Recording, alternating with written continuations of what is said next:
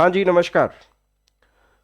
Rajasthan school व्याख्याता भर्ती 2025 जिसका एग्जाम 2026 में होने वाला है और हमने कपिलांश एकेडमी के यूट्यूब चैनल पर ये सीरीज हमने शुरू की है इंडियन हिस्ट्री को लेकर, राष्ट्रवाद का उदय, जिसमें आज हमारा जो सेशन रहेगा वो रहेगा सेशन नंबर 9। यानी कि 8 सेशन हमने कंप्लीट कर लिए हैं। उम्मीद है आप सभी ने देख लिए होंगे, आपको आनंद भी आ रहा होगा, अच्छा कंटेंट आपको मिल रहा होगा, आपके फीडबैक भी कमेंट्स के माध्यम से प्राप्त हो रहे हैं, उसके लिए आपका बहुत बहुत धन्यवाद। चलिए बिना टाइम वेस्ट किए सीधे टॉपिक पर चलते हैं। हाँ, और जो विद्यार्थी पहली बार जुड़े हैं, इस सीरीज की प्लेलिस्ट का लिंक वीडियो के डिस्क्रिप्शन में दिया गया है, तो वहां से आप प्रीवियस सेशंस को आप कवर करें।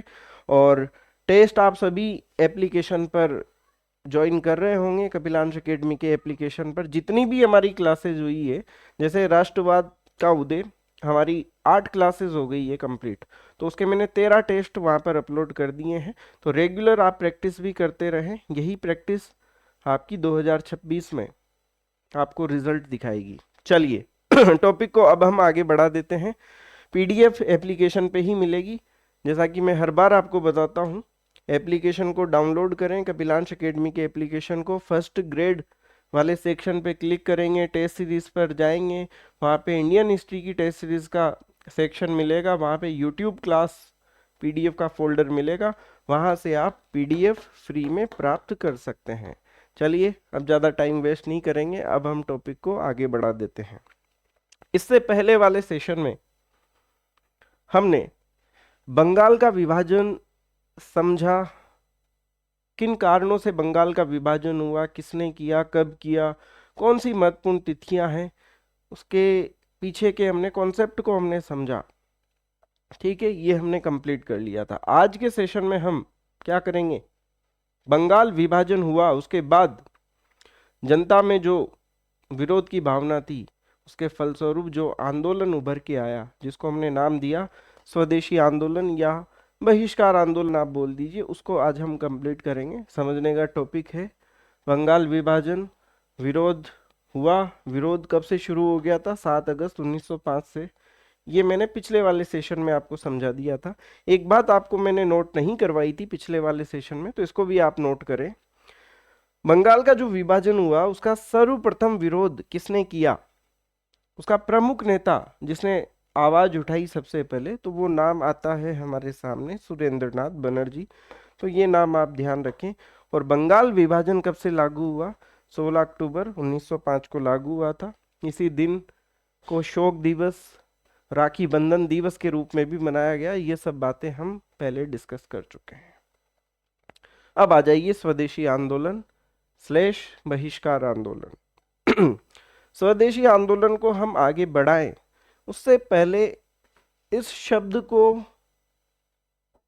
क्या हमने पहले भी पढ़ा है, याद करिए। कांग्रेस की स्थापना, और कांग्रेस की स्थापना के बाद हमने कांग्रेस के अधिवेशनों की चर्चा की, और वहां पे कांग्रेस का एक अधिवेशन आता है बनारस अधिवेशन, 1905 में संपन्न हुआ, और 1906 में कलकत्ता का अधिवेशन संपन्न हुआ। और इन दोनों अधिवेशनों में स्वदेशी की बात कांग्रेस के नेताओं के द्वारा उठाई गई। वापस से लेकर चलता हूं मैं आपको कांग्रेस का बनारस अधिवेशन, क्योंकि ये फाउंडेशन है स्वदेशी आंदोलन का। फिर इसके बाद हम बहुत डिटेल से आगे सब कुछ हम कवर करने वाले हैं, बहुत शानदार नोट्स के माध्यम से एग्जाम ओरिएंटेड कंटेंट आपको प्रोवाइड करवाया जाएगा। ठीक है, तो बस क्लास में आप रेगुलर बने रहें, क्लासेस आप पूरी देखें, टेस्ट की प्रैक्टिस रेगुलर करते रहें, तो आपको बेहतर परिणाम आपको मिलेगा। चलिए फाउंडेशन को हम थोड़ा सा मजबूत करते हैं। पहले स्वदेशी आंदोलन पर हम विस्तार से करेंगे चर्चा। कांग्रेस का बनारस अधिवेशन 1905 में हुआ, याद है आप सभी को। इस अधिवेशन के अध्यक्ष किसको बनाया गया था, गोपाल कृष्ण गोखले, जो कि कौन सी विचारधारा से संबंध रखते हैं, नरमपंथी विचारधारा, नरम दल के ये नेता है गोपाल कृष्ण गोखले। और इसी अधिवेशन में दोस्तों स्वदेशी व बहिष्कार को समर्थन मिला था। इस अधिवेशन में बंग भंग का इस अधिवेशन में विरोध किया गया था। ठीक है, उसके बाद हम बात करें इस बनारस अधिवेशन में जो कांग्रेस के जो नेता थे उनके विचारों में भी मतभेद शुरू हो गया था। उनमें विचारों में मतभेद का जो रीजन है मैं आपको आसान भाषा में समझाना चाहूंगा। कांग्रेस की स्थापना के मतलब 1885 में जो कांग्रेस की स्थापना हुई, 1905 तक का जो हमें समय मिलता है, इस समय में कांग्रेस के ऊपर उदारवादी नेताओं का वर्चस्व था, आप सभी जानते हैं। अब जब बंगाल का विभाजन हुआ तो दोनों प्रकार के नेताओं ने, उदारवादी और उग्र दल के नेताओं ने, दोनों प्रकार के नेताओं ने इसका समर्थन किया। लेकिन यहाँ पर एक समस्या बीच में आने लगी। वो क्या? नरम दल के जो नेता है वो स्वदेशी आंदोलन को, या हम कहें बहिष्कार आंदोलन को, केवल बंगाल तक सीमित रखना चाहते थे। नरमपंथी विचारधारा आंदोलन को बंगाल तक सीमित रखना चाहते थे। जबकि मैं अगर बात करूं गरम दल के नेताओं की, तो वो चाहते थे कि ये आंदोलन देशव्यापी हो, जब ये मुद्दा पूरे देश का है, केवल बंगाल का नहीं है। तो यहाँ पे मतभेद शुरू होने लगा कांग्रेस के नेताओं के बीच में।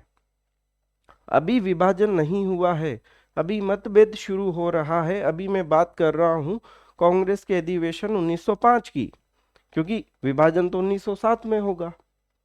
तो यहां पर इनके बीच में कंट्रोवर्सी क्रिएट होने लगी। दूसरी तरफ नरम दल के नेता ये चाहते थे कि भाई केवल वस्तुओं का बहिष्कार किया जाए। बहिष्कार को हम सपोर्ट कर रहे हैं, लेकिन केवल वस्तुओं का बहिष्कार किया जाए। जबकि गरमपंथी ये चाहते हैं कि बहिष्कार कर रहे हैं तो फिर वस्तु की बात हो या सेवा की बात हो, सभी का बहिष्कार होना चाहिए। तो इस प्रकार से इनके विचारों में ये मतभेद शुरू होने लग गया बनारस अधिवेशन से ही। ठीक है ना? ये मैंने नोट्स में आपको बता दिया है। पूर्ण बहिष्कार का ये समर्थन कर रहे थे गरमपंथी, राष्ट्रव्यापी चाहते थे ये, जबकि बंगाल तक आंदोलन को सीमित रखना चाहते थे। तो इस प्रकार से ये कांग्रेस के अधिवेशन में हुआ। फिर उसके बाद कांग्रेस का कलकत्ता अधिवेशन हुआ 1906 में। इसमें 4 प्रस्ताव पारित किए गए। ये 4 प्रस्ताव कौन से? स्वदेशी, बहिष्कार, राष्ट्रीय शिक्षा और स्वशासन, स्वराज भी इसको बोल सकते हैं। तो ये 4 प्रस्ताव इसमें पारित हुए। अब यहाँ पर भी फिर कंट्रोवर्सी हुई दोनों प्रकार के नेताओं में, गरम दल और नरम दल, कि अध्यक्ष किसको बनाया जाए। भाई गरम दल वाले तो ये चाहते थे कि बाल गंगाधर तिलक को अध्यक्ष बनाया जाए, नरम दल के चाहते थे कि हमारे दल का अध्यक्ष बने। अंततः फिर फाइनली किसको अध्यक्ष बनाया गया? कलकत्ता अधिवेशन 1906 में दादा भाई नौरोजी को अध्यक्ष बनाया गया। सीनियर व्यक्ति थे, नरम दल के गरम दल के दोनों प्रकार के नेता इनका सम्मान करते थे। तो फाइनली चलो भाई ठीक है, फिर इनको बना दिया।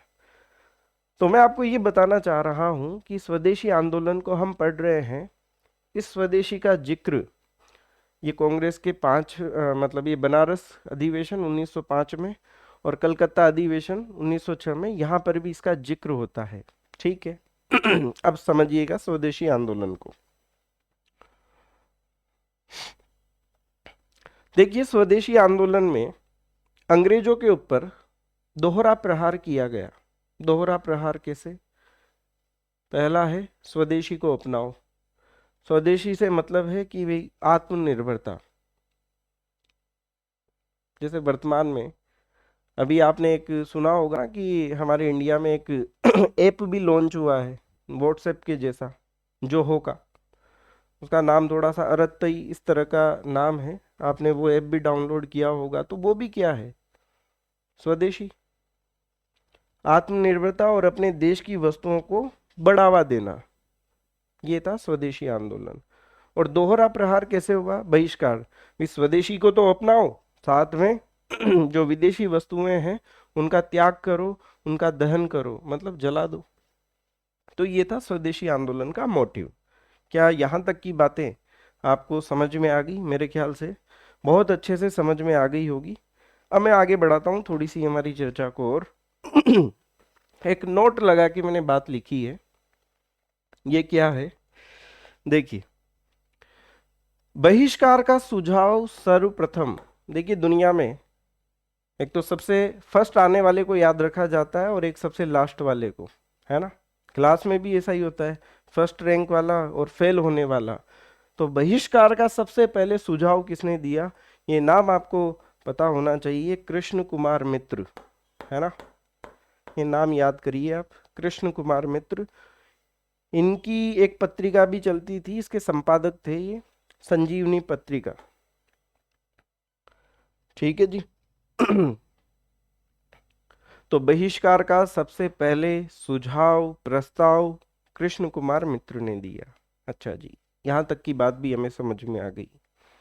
बहिष्कार का समर्थन किसने किया, एक महिला का नाम आता है सिस्टर नवेदिता, पता होना चाहिए आपको। ये नाम मैं आपको क्यों बता रहा हूं, क्योंकि इन्होंने एक स्टेटमेंट दिया अपना, क्या, विदेशी वस्तुओं का प्रयोग गो हत्या के समान है, ये बात इन्होंने कही। तो ये देख लीजिएगा, नवेदिता नाम की कोई सिस्टर थी, इन्होंने भी बहिष्कार का समर्थन किया। ठीक है, ये दो बातें कंप्लीट हो गई। अब हम थोड़ा सा समझते हैं स्वदेशी आंदोलन का विस्तार, कि भारत के कौन से क्षेत्र में किस व्यक्ति ने इस आंदोलन का समर्थन किया। चलते हैं महाराष्ट्र की तरफ। महाराष्ट्र कहो या बंबई प्रेसिडेंसी कहो, पुणे बोल दीजिए, तो वहां पे तीन चार व्यक्तियों का नाम हमारे सामने आता है, जैसे बाल गंगाधर तिलक।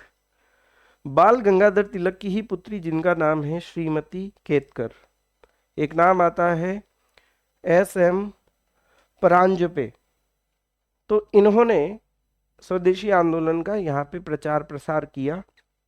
बाल गंगाधर तिलक का नाम तो आप सभी जानते हैं, स्वराज मेरा जन्मसिद्ध अधिकार है और मैं इसे लेकर रहूंगा। इन्होंने ही स्वदेशी प्रचारिणी सभा की स्थापना की। साथ में महाराष्ट्र में इन्होंने गणपति उत्सव, शिवाजी उत्सव को भी इन्होंने प्रारंभ किया 93-96 में। अब इनका लॉजिक आप समझेंगे, क्या है ये उत्सव का क्या महत्व है। जैसे मान लीजिए बाल गंगाधर तिलक साहब ऐसे बोलते कि भाई हम वहाँ पे मीटिंग रख रहे हैं, वहाँ पे हम राष्ट्रवाद के मुद्दे पर हम बात करेंगे, तो आपको लगता है कि जनता वहाँ पे आएगी? लेकिन उत्सव के बहाने जनता एक जगह एकजुट होती है, सेलिब्रेट करती है, और फिर वहाँ पे बातों ही बातों में अपना मैसेज कन्वे कर दिया जाता है। तो वो बात कहीं ना कहीं मैसेज के रूप में पहुंच जाती है इंसान के पास, और वो कुछ लोग उसमें से मानने भी लग जाते हैं। समझ रहे हैं आप सभी? तो ये उत्सवों का महत्व होता है। तो इन्होंने गणपति उत्सव, शिवाजी उत्सव को प्रारंभ किया। ये भी प्रश्न पूछा जाता है परीक्षाओं में, तो ये समझने की बात है। क्या यहाँ तक की बात क्लियर है? इन्होंने महाराष्ट्र में स्वदेशी आंदोलन का विस्तार किया। ये दो तीन नाम आप ध्यान रखें। चलते हैं पंजाब की तरफ। जयपाल, गंगाराम, चंद्रिका दत्त, मुंशी राम और लाला लाजपत राय। अब हो सकता है ये नाम आपको किताबों में ना मिले, लेकिन ये जो नाम मैं आपको बता रहा हूँ आरबीएससी की बुक से ही मैंने ये सब कुछ कंटेंट लिया है। तो इसमें आप संदेह मत कीजिएगा कि यार ये नाम तो हमने कहीं किताबों में पढ़े ही नहीं। कंटेंट एकदम ऑर्गेनिक है, एरर फ्री है, मैंने कई बार वेरीफाई किया है, और ये सब नोट्स मैंने अपने हाथों से खुद ने बनाए हैं आईपैड पर। खुद नहीं, ये देख लीजिए, इसी में ये नोट्स मैंने क्रिएट किए हैं। बहुत सारे सोर्सेज को फॉलो करते हुए मैं आपको दिखाना चाहता हूँ, ताकि आप निश्चिंत होकर पढ़े। ये देखिए, इस तरीके से ये मैंने खुद ने ये सारे नोट्स आपके लिए बनाए हैं, ताकि आपको प्रॉपर वे में कंटेंट मिले। ठीक है। चलिए, और पीडीएफ आपको कपिलांश एकेडमी के एप्लीकेशन पे ये सब कुछ वैसे ही मिल जाएगा। तो केवल आप क्लास में समझने सुनने पर आपका ध्यान होना चाहिए। हाँ, तो कहाँ पहुँच गए थे हम? पंजाब में इन व्यक्तियों ने अपना योगदान दिया। ठीक है, उसके बाद मद्रास प्रेसिडेंसी की बात करते हैं। तो सुब्रमण्यम अय्यर, पी आनंद चारलू, टी एम नायर, इन तीन व्यक्तियों का नाम आता है मद्रास प्रेसिडेंसी में, जिन्होंने स्वदेशी आंदोलन का प्रचार प्रसार किया। और बात करें दिल्ली की, तो यहाँ पे सैयद हैदर रजा। समझ में आ गई बात? तो इन लोगों ने स्वदेशी आंदोलन का भारत के विभिन्न क्षेत्रों में प्रचार प्रसार किया, जनता को जागृत किया। स्वदेशी अपनाओ भाई, विदेशी का बहिष्कार करो, आत्मनिर्भर बनो। अच्छा, ये बात भी आपको क्लियर है? ठीक है, वापस से मैं रिपीट करना चाहूंगा। देखिए यहाँ से हमने क्लास को प्रारंभ किया था कि भी बंगाल विभाजन हुआ, इसका विरोध किया सुरेंद्र नाथ बनर्जी ने। फिर स्वदेशी की हमने बात की, बनारस अधिवेशन, फिर कलकत्ता अधिवेशन, फिर उसके बाद दोहरा प्रहार हमने समझा कि किस प्रकार से हुआ। फिर सबसे पहले सुझाव कृष्ण कुमार मित्र ने दिया, समर्थन सिस्टर निवेदिता। फिर ये देखिए स्वदेशी आंदोलन का विस्तार भारत के विभिन्न क्षेत्रों में। अब हम बात करेंगे स्वदेशी आंदोलन का प्रभाव किस रूप में हमारे सामने आता है। सबसे पहले मैं बात करूंगा जो इस समय का सबसे बड़ा संगठन था, कांग्रेस, जिसकी स्थापना 1885 में हुई थी। कांग्रेस पे क्या प्रभाव पड़ा स्वदेशी आंदोलन का। जो कांग्रेस के जो नेता थे उनके विचारों में मतभेद होने लगा, जो कि हमारे सामने किस रूप में आता है, नरम दल और गरम दल। उसका रीजन भी मैं आपको समझा चुका हूं कि नरम दल वाले तो चाहते थे कि केवल वस्तुओं का बहिष्कार हो, जबकि गरम दल वाले क्या चाहते थे कि पूर्ण बहिष्कार होना चाहिए, वस्तु सेवा सब कुछ। पहली बात। दूसरी बात, नरम दल के नेता क्या चाहते थे कि बहिष्कार केवल बंगाल तक ही सीमित रहना चाहिए, जबकि गरम दल वाले चाहते थे कि नहीं, पूरे भारत में होना चाहिए, देशव्यापी आंदोलन होना चाहिए। बंगाल में ही क्यों, ये पूरे भारत का मुद्दा है। तो यहाँ पे वैचारिक मतभेद हुआ ना। तो इससे क्या हुआ, कांग्रेस का विभाजन हुआ, बंटवारा हुआ, जो कि गरम दल नरम दल के रूप में हमारे सामने आता है। ऑफिशियली 1907 में होगा, है ना, 1907 में बंटवारा हो गया। फिर 1906 में मुस्लिम लीग की भी स्थापना होती है। अब क्या होता है, बहुत सारे लोग हैं जो कांग्रेस के विचारों से सहमत नहीं होते हैं, तो उन्होंने अपना एक अलग से संगठन बनाया, मुस्लिम लीग 1906 में, जो कि हम अगले सेशन में बहुत ही विस्तार पूर्वक डिस्कस करने वाले हैं। अभी अभी हमने केवल नॉर्मल एक लाइन में यहाँ पे लिखना था, तो इसलिए यहाँ पे ये नॉर्मल एक पॉइंट के रूप में हमने नोट किया है। बाकी अब जो इसके बाद वाली जो क्लास रहेगी उसमें हम मुस्लिम लीग और कांग्रेस के विभाजन पर हमारी विस्तृत चर्चा रहेगी। तो इस प्रकार से ये कांग्रेस के ऊपर प्रभाव पड़ा स्वदेशी आंदोलन का। शिक्षा के क्षेत्र पर भी प्रभाव किस प्रकार पड़ा, इसको समझते हैं। अब देखिए स्वदेशी आंदोलन, बहिष्कार आंदोलन, पूरे देश में बहिष्कार होना शुरू हुआ। वस्तुओं के साथ साथ सेवाओं का भी बहिष्कार शुरू हुआ। सेवा मतलब जैसे शिक्षा, नौकरी, इन सब का बहिष्कार शुरू हुआ, है ना। शिक्षा का बहिष्कार, स्वदेशी शिक्षा व्यवस्था की आवश्यकता। भाई अब अगर हम शिक्षा का बहिष्कार करेंगे, बहिष्कार हम कर रहे हैं, चाहे हम वस्तुओं का करें, सेवाओं का करें, तो फिर उनका कोई हमारे पास सब्स्टिट्यूट तो होना चाहिए। भाई हमने शिक्षा का बहिष्कार कर दिया, तो फिर अब हमें खुद की संस्थाएं स्थापित करनी होगी। क्या आपको नहीं लगता, इस स्वदेशी शिक्षा व्यवस्था की आवश्यकता अब यहाँ पे महसूस की जाने लगी। तो इसी को देखते हुए अगली इंपॉर्टेंट बात हमारे सामने आती है कि राष्ट्रीय शिक्षा परिषद का फिर यहाँ पे गठन किया गया 15 अगस्त 1906 को। भी अब तुम शिक्षा का बहिष्कार कर रहे हो, तो फिर अब हमारे स्वदेशी संस्थान तो होने चाहिए ना। तो उसकी रणनीति के लिए राष्ट्रीय शिक्षा परिषद का गठन किया गया। एक कॉलेज भी खोला गया जिसका नाम है नेशनल कॉलेज, कलकत्ता में खोला गया, और इसके जो प्राचार्य थे उनका नाम है अरविंद घोष। तो ये सब जो प्रभाव है ये किसकी वजह से आ रहे हैं, स्वदेशी आंदोलन की वजह से, बहिष्कार आंदोलन की वजह से। आगे बात समझ और समझिएगा, आगे बढ़ते हैं। चलिए, नेशनल कॉलेज की स्थापना हो गई। राष्ट्रीय शिक्षा के लिए रविंद्रनाथ टैगोर ने किसकी स्थापना की, शांति निकेतन की स्थापना की। वैसे ही सतीश चंद्र मुखर्जी ने डांस सोसाइटी की स्थापना की। अब ये सब बातें स्टेटमेंट के रूप में भी परीक्षा में पूछी जा सकती है आपसे। क्योंकि अब आप तैयारी कर रहे हो स्कूल लेक्चरर की, आपको पता है 40% लाना भारी पड़ रहे हैं फर्स्ट पेपर में। पॉलिटिकल साइंस में 254 पोस्टें थी, केवल 6 पोस्टें भरी है इस बार, इससे पहले वाली वैकेंसी में। और आप में से कई विद्यार्थियों का, जैसे मेरी बात होती है स्टूडेंट से, तो वो ये भी कहते हैं कि कंटेंट बहुत ज़्यादा आप दे रहे हो। मुझे लगता है कि जो इम्पोर्टेंट बातें हैं मैं आपके साथ वही शेयर कर रहा हूँ, जो आपके एग्जाम के दृष्टिकोण से महत्वपूर्ण है। इस बारे में आपका क्या विचार है, क्या ये कंटेंट ज़्यादा है? और मुझे लगता है कि इतना तो अब आपको पढ़ना ही होगा, क्योंकि मई 2026 में आपका एग्ज़ाम है और अभी पर्याप्त समय है। अगर आप रेगुलर बेस पे मेरे साथ आप पढ़ते रहोगे, टेस्ट आप अगर देते रहोगे, तो कोई लोड आने वाला नहीं है। देखिए मैं आपको दिखाना चाहता हूँ। जैसे आप एप्लीकेशन को डाउनलोड करोगे तो वहाँ पे ये मिलेगा आपको RPSC first grade topic wise test series. जैसे ही आप इस पर क्लिक करोगे तो देखिए कंटेंट, यहाँ पे मैंने आपके सिलेबस के जितने भी टॉपिक हैं, जैसे राष्ट्रवाद का उदय, जन राष्ट्रवाद, यहीं पे देखिए यूट्यूब क्लास पीडीएफ का फोल्डर है, यहीं पे पीडीएफ आपको निशुल्क मिलेगा। रास बिहारी बोस, भगत सिंह, सुखदेव, क्रांतिकारी गतिविधियां, सबके टेस्ट यहाँ पे आपको अवेलेबल होंगे टॉपिक वाइज। अब जैसे मैं अभी आपको टॉपिक पढ़ा रहा हूँ राष्ट्रवाद का उदय, अब इसमें देखेंगे आप 13 टेस्ट मैंने अपलोड कर दिए हैं, जितनी भी मेरी क्लासेस हुई है 13 टेस्ट। राष्ट्रवाद का उदय ये 3 टेस्ट देखिए, फिर कांग्रेस से पूर्व की संस्थाओं के भी मैंने 3 टेस्ट, फिर कांग्रेस, मतलब बहुत सिस्टेमेटिक वे में नरम दल गरम दल के कौन से क्वेश्चन एग्जाम में बन सकते हैं, बंगाल का विभाजन, ये 2 टेस्ट मैंने कल अपलोड किए। अब आपको करना ये है, अगर आप प्रेशर नहीं चाहते हैं तो रेगुलर बेसिस पे ये टेस्ट आप अटेंड करिए, ताकि आपका कॉन्फिडेंस बढ़ेगा।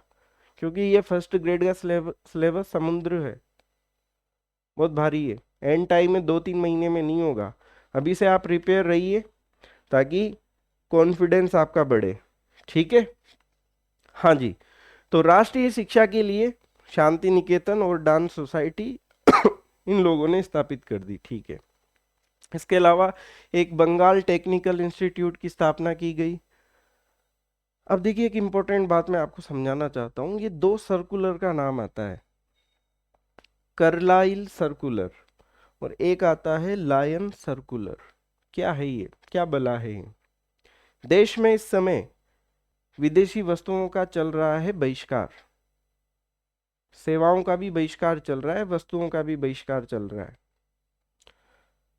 अंग्रेज सरकार परेशान है और वो कहीं ना कहीं कंट्रोल स्थापित करना चाह रही है। शिक्षा का भी यहाँ पे बहिष्कार कर दिया गया विद्यार्थियों के द्वारा। तो बंगाल के मुख्य सचिव थे जिनका नाम था कार्लाइल, इन्होंने एक सर्कुलर निकाला, जो कि किस नाम से ये निकाला, कार्लाइल सर्कुलर। इस सर्कुलर में क्या कहा इन्होंने, सभी मजिस्ट्रेट और कलेक्टर को ये आदेश दिया कि तुम सभी, तुम्हारे क्षेत्र के जो भी कॉलेजेस हैं उनके प्राचार्यों को बोलो कि कोई भी विद्यार्थी इस बहिष्कार में शामिल नहीं होगा, शिक्षा के बहिष्कार में। और अगर वो प्राचार्य इसको लागू करने में असफल रहता है तो उसकी कॉलेज की मान्यता रद्द कर दो। तो ये था कार्लाइल सर्कुलर, समझ में आ गई बात? तो ये प्रभाव किससे आया, स्वदेशी आंदोलन की वजह से ही तो ये प्रभाव आया। शिक्षा व्यवस्था पे लोगों ने शिक्षा का भी बहिष्कार कर दिया। हालांकि बाल गंगाधर तिलक ने इसका विरोध किया था कि भी अगर शिक्षा का बहिष्कार करना सही नहीं है। तो ये सर्कुलर निकाला कार्लाइल सर्कुलर, इसका मतलब उम्मीद है आपको समझ में आ गया होगा। एक निकला भाई साहब लायन सर्कुलर, ये क्या था, वंदे मातरम का नारा लगाने पर, ये इसलिए निकाला क्योंकि चारों तरफ वंदे मातरम का नारा कुछ भी बात होते ही वंदे मातरम, और वंदे मातरम बोलते ही एक जोश सा आ जाता है, और अंग्रेज सरकार इससे परेशान हो गई थी। तो उन्होंने इस नारे पे ही रोक लगा दी, अगर कोई भी ये नारा लगाते हुए पाया गया तो उसको क्या कर दिया जाएगा, सरकारी नौकरी में उसको अयोग्य घोषित कर दिया जाएगा। तो इसी को बोला गया लायन सर्कुलर। आपको पता होनी चाहिए छोटी छोटी बातें, क्योंकि अगर स्टेटमेंट के रूप में अगर क्वेश्चन आ गया और 3 में से 2 बातें पता हैं और एक बात आपको नहीं पता है, तो फिर कंफ्यूजन होगा परीक्षा में। और आपको पता होना चाहिए, अब आप तैयारी कर रहे हो, एलडीसी की तैयारी अब आपकी नहीं चल रही है, स्कूल व्याख्याता की आप तैयारी कर रहे हो, और आरपीएससी अब बहुत सीरियस है। तो ये इस प्रकार से शिक्षा के क्षेत्र पर कुछ बिंदुओं के माध्यम से मैंने आपको एक्सप्लेन किया कि ये प्रभाव पड़ा स्वदेशी आंदोलन का। अब बात करते हैं कला एवं साहित्य पर क्या प्रभाव पड़ा। तो कला साहित्य के क्षेत्र में इन लोगों ने कार्य किया, इनके नाम आप ध्यान रखें, जैसे रजनीकांत सेन, रविंद्रनाथ टैगोर। अब आप कहेंगे कि रविंद्रनाथ टैगोर, याद करिए इन्होंने एक गीत लिखा था जो बांग्लादेश का फिर राष्ट्र गीत बना, हमार सोनार बांग्ला। इससे पहले वाली क्लास में भी मैंने आपको बताया था। वैसे ही डीएल रॉय और अवनींद्रनाथ टैगोर, जो कि रविंद्रनाथ टैगोर के ही क्या है, भाई है। तो इन लोगों ने कला और साहित्य के क्षेत्र पर कार्य किया। उद्योग धंधों पर प्रभाव। अब हमने विदेशी वस्तुओं का बहिष्कार कर दिया, सेवाओं का बहिष्कार हमने कर दिया, तो अब हमें कुछ अपने धंधे भी स्थापित करने होंगे। हुए स्थापित, जैसे बंगाल केमिकल स्वदेशी स्टोर, कहीं पे फैक्ट्री भी मिल जाएगा तो टेंशन मत लेना। तो इसकी स्थापना किसने की? पीसी रॉय ने इसकी स्थापना की। इसके अलावा हमारे देश में कपड़ा मिले, हैंडलूम, बैंक, साबुन, दिया सिलाई आदि वस्तुओं के कारखाने स्थापित हुए। ये स्वदेशी अपनाना है ना। इसके अलावा बस ये दो बातें ध्यान रखना, इसमें तो और कोई विशेष बात नहीं है। इसके अलावा मुस्लिम नेताओं का भी समर्थन मिला। करजन ने पश्चिमी बंगाल, पूर्वी बंगाल, बंगाल को दो क्षेत्रों में विभाजित किया। उसके बावजूद भी इस स्वदेशी आंदोलन से मुस्लिम नेताओं ने भी भाग लिया। जैसे प्रमुख लीडर कौन से हैं? जैसे वाजिद हुसैन, अब्दुल गफूर, लियाकत हुसैन। अब जैसे आप सोच रहे होंगे क्या इतने ही उद्योग धंधे स्थापित हुए क्या? मुख्य की हम बात कर रहे हैं, बाकी और भी बहुत कुछ हुआ था, लेकिन जो हमारे एग्जाम के दृष्टिकोण से महत्वपूर्ण है उन्हीं बातों को मैं यहाँ पे सम्मिलित कर रहा हूँ। ठीक है। कुप्रथाओं को समाप्त करने में योगदान, जैसे स्वदेशी बांधव समिति, ये नाम आपको ध्यान में रखना है। ये किसकी संस्था है? अश्विनी कुमार दत्त की संस्था है।